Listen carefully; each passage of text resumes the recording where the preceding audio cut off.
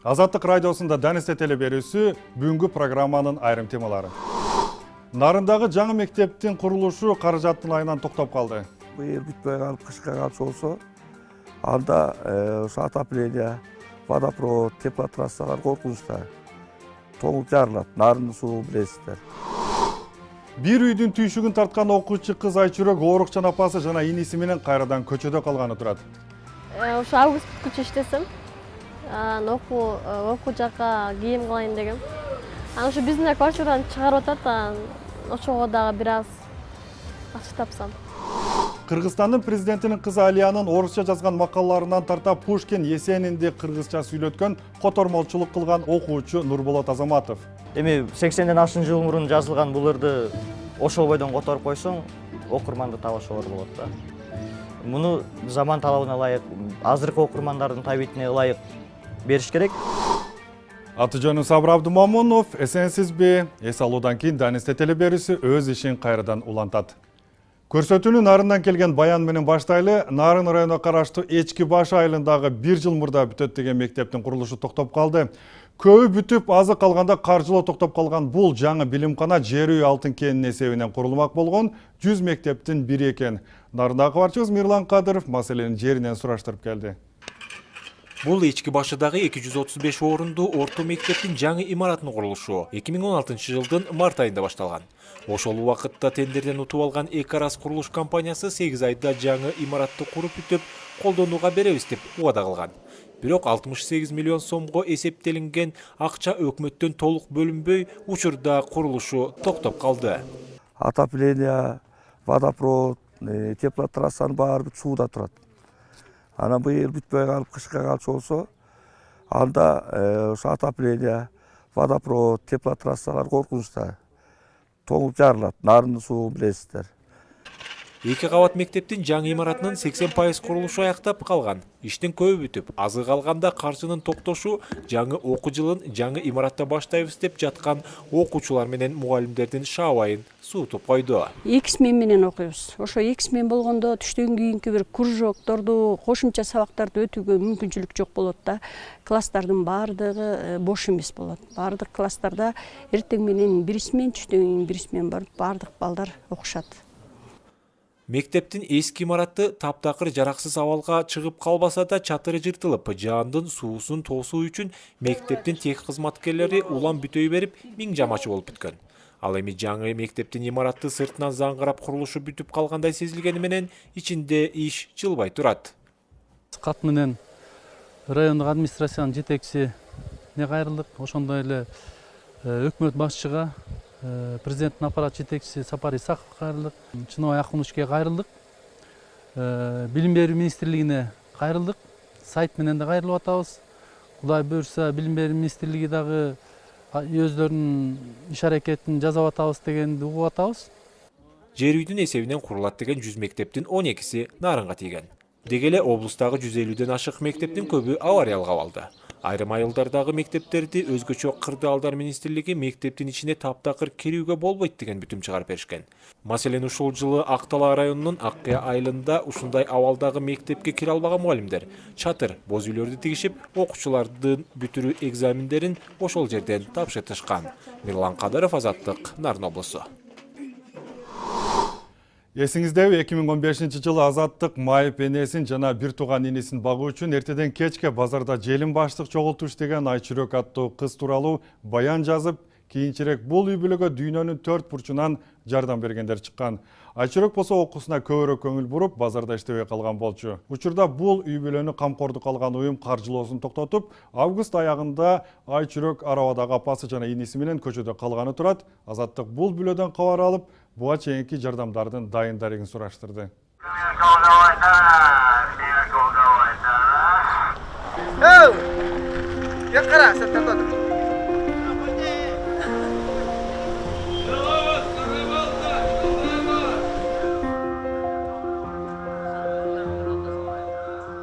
Айчүрөктү мен Бишкектин батыш автобекетинен таптым. Ал бекеттин бир бурчунда фирмага таандык суусундуктарды сатып жаткан экен.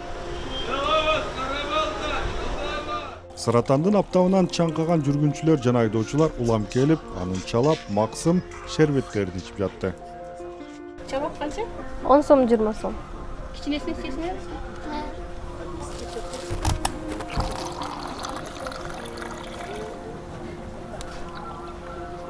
Бир аз бошогондо мен ал акыбалын сурай кеттим. Айчүрөк жакындан бери кайра ар кайсы жумуштарда иштей баштаганын, тапкан каражатын окуу кийимге жана учурда жашап жаткан батир акысына деп топтоп жатканын айтып берди. Ушул жактан эле Империя Плохтон официантка болуп иштедим. Аяктан 10 күндө иштедим. 10 күн иштеп, 1000ге жакын таптым. Анан ал акча үйгө эле кетти. Андан кийин дагы сок сатып иштедим. Андан натуральный сок саттык. Андан 1750 сом таптым. Бул ишканан айлы канча деп айтышты? Мурун эле билчүмүн. Бул 10 000 деп атышкан болчу да. Анан бүгүн эле буга жумушка чыктым. Биринчи жолу чыктым. Ошо август бүткүчө иштесем. Окуу жакка кийим кылайын дегем. Анан ушу биздин квартирадан чыгарып атат. Ошого дагы бир аз акча тапсам. Кандай пландар бар? Сен план кылдыңбы? Окуу ачылып калганда эмне кыласың? Ооба, пландарым бар. Иштейсиңби же эмне кыласың? Кантип даярданасың? Эми 9-класс таки бүтүрүүчү класстар да эми. Ооба. Школага киргенден кийин мындай жакшы окуп, школдон кийин курстарга барсам дейм. Корейский языкты окуйм деп атам. Корейский, анан английскийди эме атам. Эгер иштегенге туура келип калса? Иштегенге туура келип калса, эмеден кийин иштейм. Окуудан кийин. Бирок окуудан кийин жумуш табылбайт да. Түштө болуп калат. Ошо табылат. Толук Эртең менен анан кечке чейин болуш керек. Көп ишканалар толук эртең менен кечке чейин эметет, андай орто жерден иштеткенге болбойт.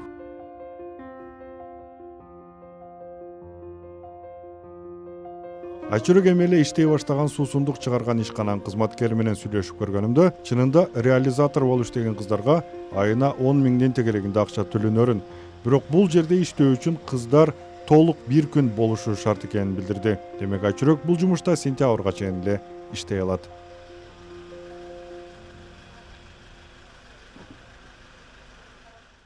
Давление аз көтөрүп кетти. Давление 240 өтөт.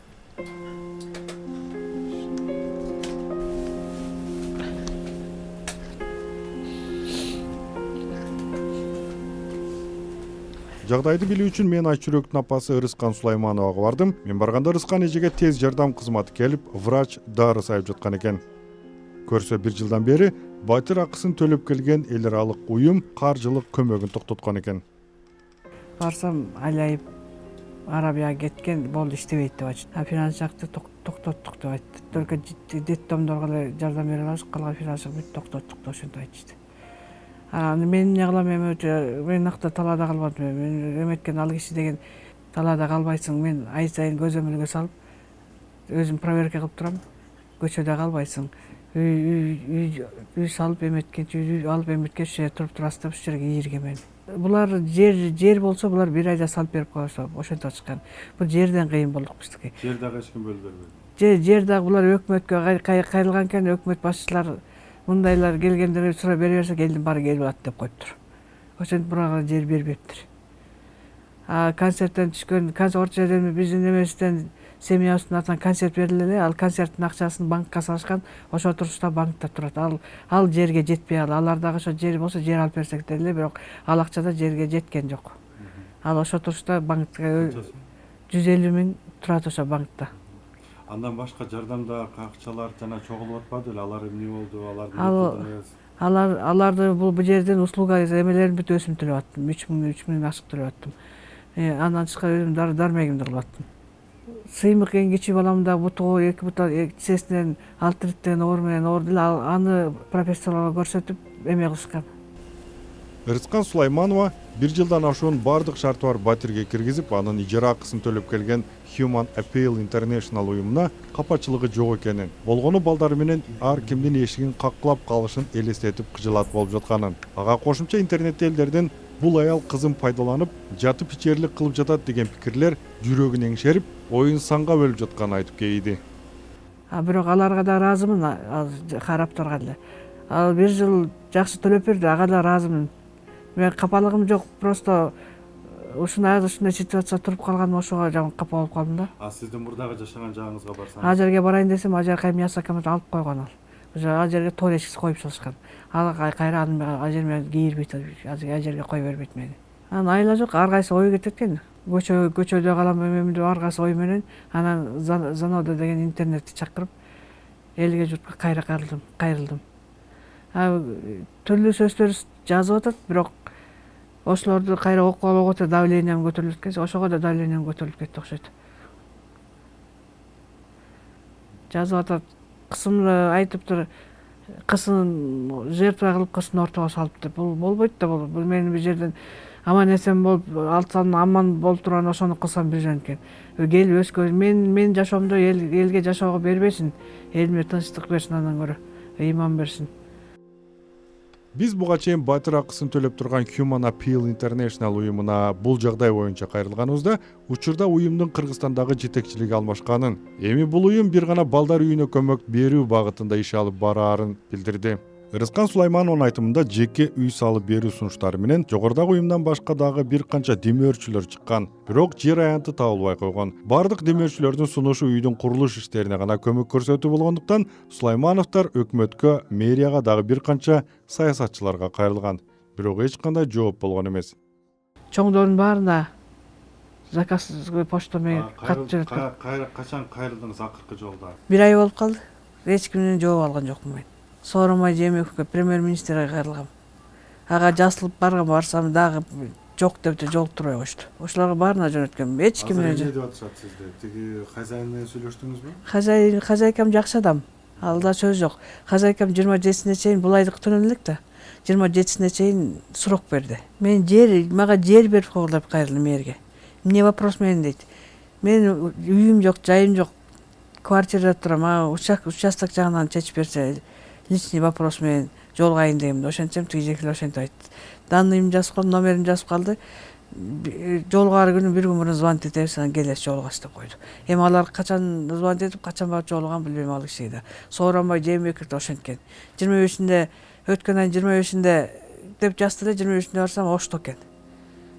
Алар звонить этет деген, алар да звонить эткен жок. Эч кимден жооп жок.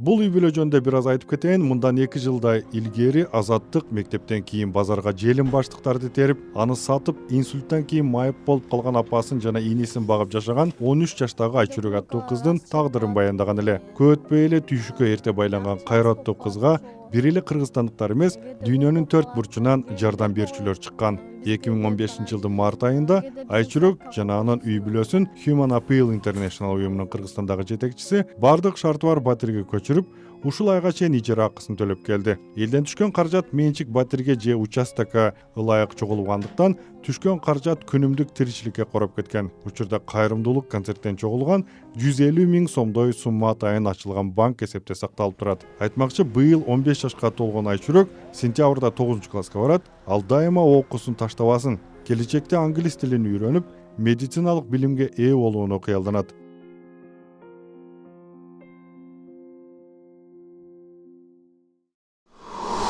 Көрсөтүүбүздө дагы бир окуучу каарман менен улантабыз. Сиз жашооңузда текст которуп көрдүңүз беле?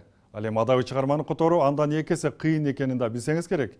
Биздин каарман Нурболот Азаматов 13 жашынан баштап котормочулук менен алектенип келет экен. Учурда 16-га чыккан Нурболот орус классик жазуучуларынан баштап Кыргызстандын президентинин кызы Алиянын социалдык баракчаларга орусча жазган макалаларын кыргызчалайт. Жаш котормочуну кабарчыбыз Бекзат Бектурган кепке тарткан. Сизди сүйгөм ал сүйүүнүн учкундары, көкүрөктө өчөлектир азырдагы. Ал учкундар тынчыңызды ала алышпайт, мага сизди капалантуу түк жарашпайт. Орус классиги Александр Пушкиндин кыргыз тилиндеги шедевр чыгармасын окуп жаткан Нурболот 16 гана жашта. Дасыккан котормочунун эмгегинен калышпаган ырды 9-класстын окуучусу өзү которгон. Сизди сүйгөм үмүт үзүп үн чыгарбай, чарчаткан кызганычтан кутула албай, сизди сүйгөм аруу сезим ак ниеттен, башканын сүйүктүүсү боло алсаң экен. Котормонун баардыгын эле негизи мен ушинтип аткарам. 3 этапка бөлүп, биринчисинде түзмө-түз механикалык түрдө которобуз, экинчи түрдө байытып, көркөмдөп, көркөмсүз каражаттардын колдонуу менен байытып алабыз, анан үчүнчүсүндө редакциялап ишти даярдап алабыз. Нурболот 7-классында мектептеги поэзия илимине баш багат. Бирок ыр жазуу көңүлүнө төп келбей, котормочулукта күчүн сынап көрүүнү чечкен. Ошол күндөн тарта орус классикасынын дөш аларынын жан дүйнөсүнө сүңгүп кирип, Пушкин, Эсениндерди кыргызча сүйлөтүп баштайт. Ашыкмын деп ашыкпастан үн катты. Сүйсөң мени бизде болот бүт баары. Керек болсо күндү дагы алып берем. Ибаа кылып турмак сага. Ай дагы унчукпастан тиктеп турду жигитти. Анын сөзү кыз көңүлүн жибитти. Ойго батып турду дагы бир саамга. Акырында мындай шартын бекитти. Жылчыгы жок чырпык дуал жанынан. Күткүн мени күйгүн болгон чагынан. Энекеңдин эт жүрөгүн ала кел. Мен сендикмин. Бул иш келсе колуңдан. Нурболот котормочулугунун арты менен интернет дүйнөсүндө жаштар арасында аты тааныла баштады. Кыргызстандын президентинин кызы Алия Инстаграмда орусча жазган макалаларын кыргыз тилине котортуу үчүн адис издеп сынак жарыялаган. Ташалган журналист, жазуучу атаандаштардын арасынан Нурболот суурулуп чыгат. Чынында эч кимге айткым келген эмес, баягы көмүскөдөгү котормочу болгум келген да. Эл кандай кабыл алат, пикирлер кандай болот, ошону билгим келген. Бирок баягы президенттин кызы деген статус менен сайттарга жарыяланып кетти котормо. Досторум, мугалимдерим бөлүшүүдөн анан ачыкка чыгууга туура келип калды. Анан ошентип иштешип калдык. Ошол добуш берүүнүн жыйынтыгы менен мени тандады. Чынын айтыш керек, эми берки котормонун да жаман дебейм, ал дагы күчтүү жазылган.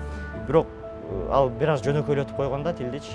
Анан ушундан баягы элдин берип аткан добушун айтып аткан сын пикирлерин ар бирин окуп чыгып, эл жалпак тилге жөнөкөйлүккө качаарын түшүндүм да. Биз азыр майдаланып кеткенибиздин дагы себеби ушунда болуп атат. Жөнөкөйлүккө качабыз, баягы көркөмдүүлүктү түшүнбөйбүз да. Меники биринчи вариант болуп түшүп калыптыр. Биринчи вариантта мен түшүнбөгөн сөздөр көп экен. Экинчисине добуш берем дегендер өтө көп болду да. Анан ошондон улам түшүнүп калдым. Демек, мындай эле тилде жазса боло берет экен да. Бирок эми антип жазып баягы элге жагы берсе болот, бирок анда көркөмдүүлүк эмне болот? Анда чыныгы адабий нормалар эмне болот? Ошондуктан баягы өзүмдүн угумду бузбай эле көркөмдүктү которо бердим. Анан өзү дагы муну түшүндү окшойт. Алия Шагиева баягы өзүнүн жаш курагымды эске алдыбы же ошол көркөмдүүлүккө маани бердиби, айтор биринчи вариант меникин тандады. Анан ошентип иштеше баштадым. Чыгармачылыкта жаңыдан канат күйлөп баштаган Нурболот мындан ары дүйнөлүк классиканын берметтерин которууга билек түрүнүп турган кези. Котормочулук бул сугарып туруш керек да муну. Кичине эле эметип калсаң, кичине эле таштап койсоң болду. Жоготуп коесуң, өзүңдүн дараметиңди жоготуп коюш мүмкүн да. Изденип туруш керек. Кичинекей бир 3 абзацтык нерсе болсо да которуп туруш керек. Такай изденүү үстүндө болуш керек да. Унутулуп калат бул нерсе. Бул баягы тил үйрөнүү сыяктуу да. Математика, физика деп болуп чыгарып кете бербейсиң. Формула колдонуп кете албайсың. Бул калыпка салынбаган нерсе да.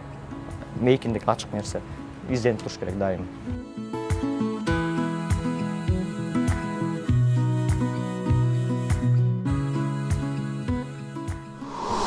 Азаттыкка сиз да видео жөнөтүңүз, кызыктуу каармандарды сунуштасаңыз да болот. Биздин WhatsApp номер 0550 98 87 55.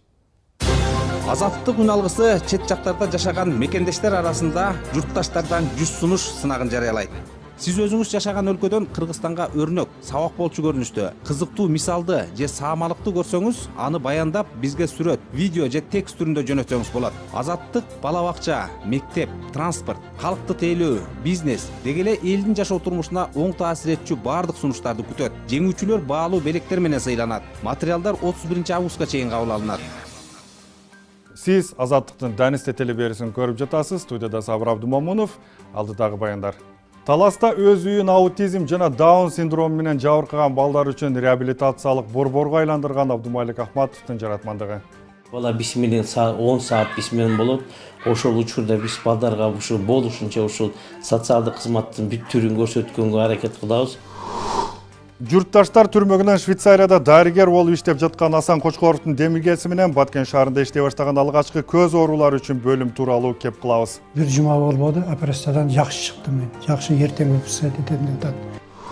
Чет элдик ырларды комузга салган дастанчы Үмүтай Абдышева улуттук аспапка жаштардын кызыгуусун арттыргысы келет.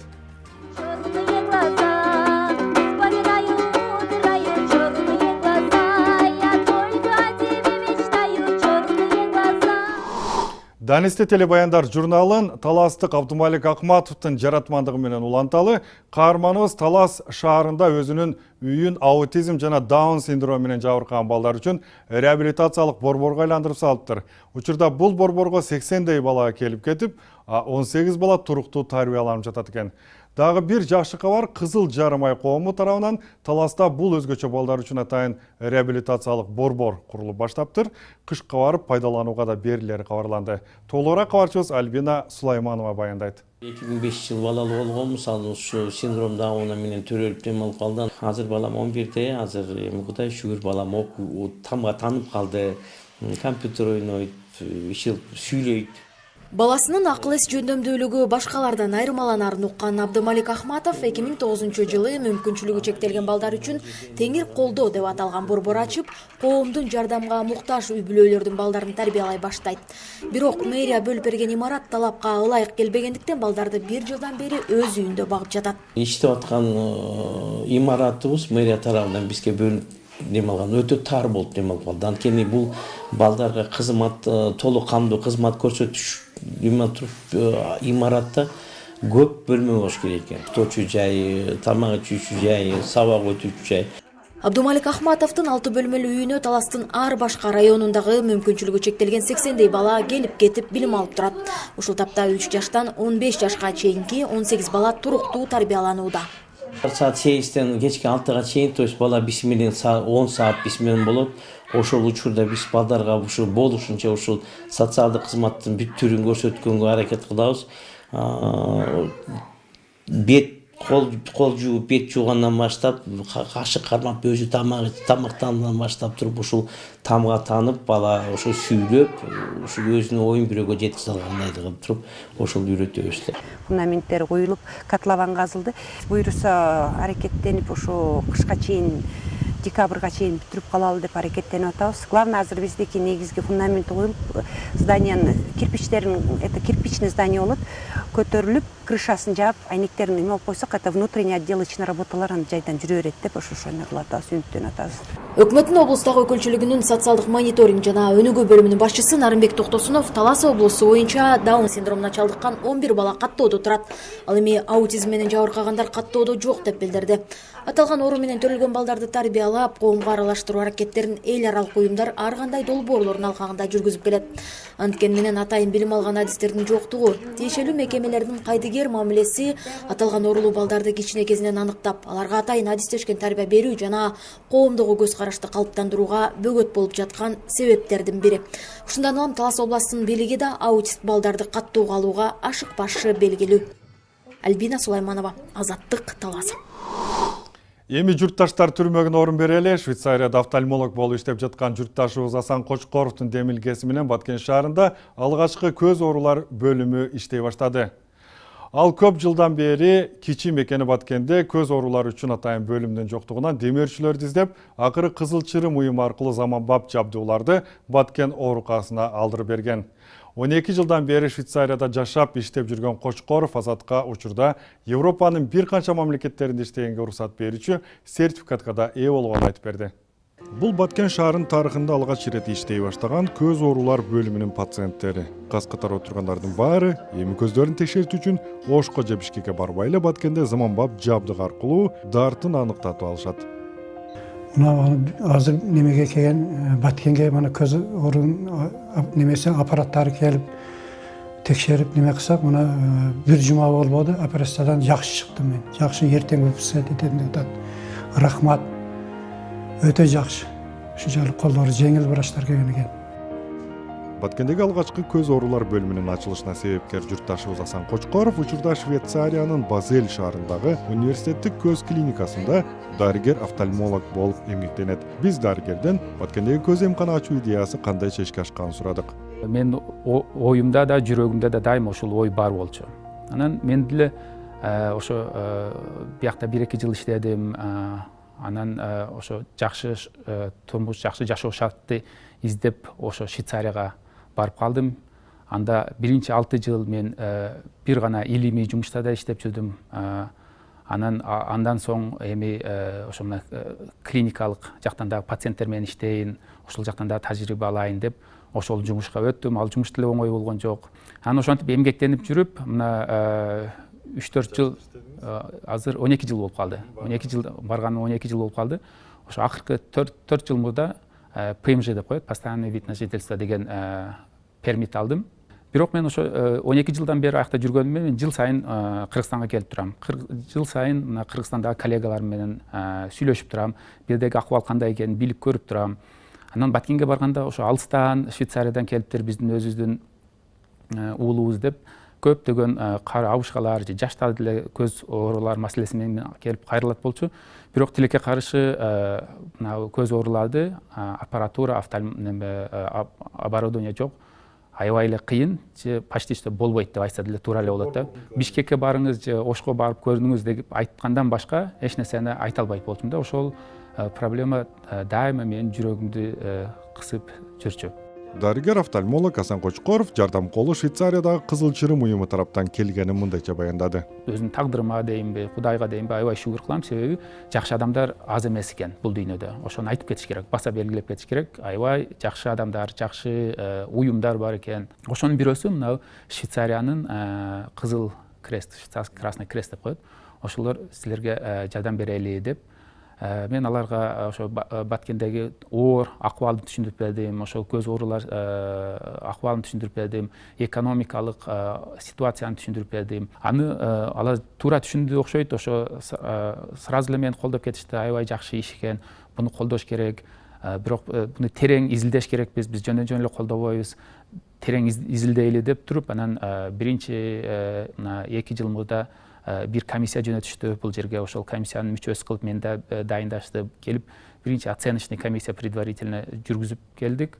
Андан барган соң дагы көптөгөн жолугушуулар болду, көптөгөн талкуулар болду. Ошентип отуруп мына бул проект азыр ишке ашып отурат да. Швейцарияда дарыгер болуп иштеп жүргөн мекендешибиз Асан Кочкоров учурда жергиликтүү башка дарыгерлер сыяктуу эле бюджеттен айлык алат экен. Бирок журтташыбыз мындай деңгээлге жеткенче 8 жылдай ар кайсыл иште эмгектенип, кыйла оор турмушту башынан өткөргөнүн айтып берди.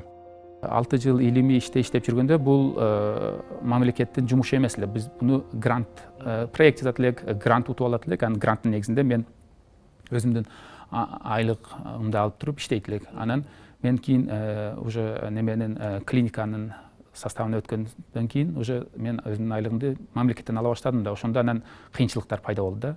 Аябай кыйын болду. Көптөгөн кыйынчылыктардан өттүм. Өзүм жашаган жерден 200 километр алыстыкка барып иштеп келишке туура болду. Ошентип 1,5 жыл иштедим. 100% ишенем, бизде аябай көп акылдуу улан кыздар бар. Жаштар күчтүү. Биздин баягы орусча айтканда человеческий потенциал деп коет. Аябай күчтүү. Мен буга толук ишенем. Себеби мен өзүм эле Кыргызстанда окуп келдим. Аяка барып дагы бүт экзамендерди мен башынан аягына чейин тапшырып чыктым да. Ошол эле медицина дипломун кайра студенттерге кошулуп тапшырдым, пересдача кылдым. Андай признание диплому деп коет. Мен өзүмдү орто кыргызстандык деп эсептейм да. Менден акылдуулар, менен таланттуулар да көп, менен төмөндүү да болушу мүмкүн. Ошо өзүмдү орто кыргызстандык деп ойлойм да. Ошо мен өзүм орто кыргызстандык болуп туруп, ошо Швейцарияга барып, ошо Европадагы ошо бүт экзамендерди, ошо бүт сыноолорду өткөн соң эмнеге биздин Кыргызстаныбыз өнүгө албайт дейм да. Өнүгөт, бизде деле бар, бирок мыйзамдар иштебей атат тилекке каршы. Ошону көрүп туруп, аябай жүрөк кайгы эткен да. Мекендешибиз Асан Кочкоров мындан башка дагы жакшы жаңылыктары менен бөлүштү. Ал Кыргызстандагы ооруканаларга медицина жаатында жабдыктарды алып келүү планын жана эми бир эле Швейцария өлкөсүндө иштей албастан Европанын бир канча мамлекеттеринде иштегенге уруксат берүүчү сертификатка ээ болгонун билдирди. Көрсөтүүнүн аягында санаторларын аткарып, дастан айткан Үмүтай Абдышеванын музыкалык жаңы багыты тууралуу баяндап кетели. Чүй облусундагы Жайыл райондук маданият үйүнүн кызматкери, комузчу, ырчы Үмүтай чет элдик ырларды тегин жерден комузга салып ырдаган жок. Анын максаты улуттук аспапка жаштардын кызыгуусун арттыруу экен.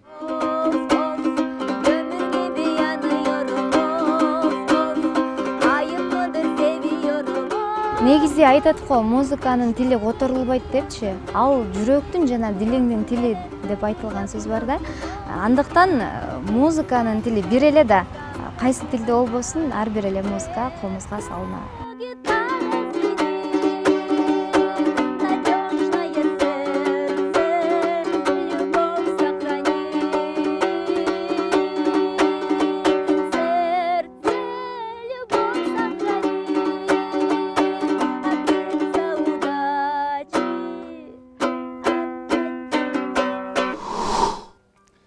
Үмүт айдан кийин чет элдик жарандарда комуз чертип калса таң калбайбыз. Кызыктуу видеолор болсо бизге жөнөтүңүз. WhatsApp номерибиз 0550 98 87 55.